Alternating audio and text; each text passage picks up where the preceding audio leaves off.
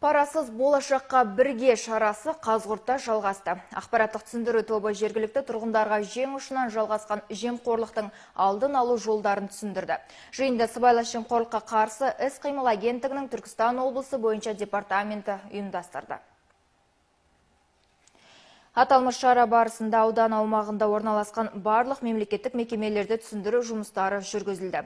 Атап айтқанда, ішкі істер органдары мен төтенше жағдайлар департаменті ұжымдарына, мемлекеттік кірістер басқармаларының қызметкерлері мен мектеп директорларына сыбайлас жемқорлыққа қарсы саясатын насихаттау жүктелді.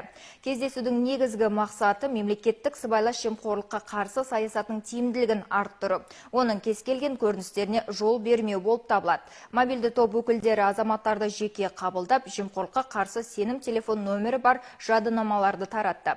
Сонымен қатар жергілікті кәсіпкерлермен де кездесу ұйымдастырып, түсіндірме жұмыстарын жүргізді. Тиімділігі мол шараға дін өкілдері де қатысты. Тұңғыш президенттің жолдауы аясында Түркістан адалдық алаңы жобалық кеңсесі құрылған 2018 жылы желтоқсан айында. Аталған жобалық кеңсе Түркістан облысында көптеген сыбайлас жемқорлық көріністерінің алдын алу, оны болдырмау бойынша 7 бағытта жұмыс атқарады.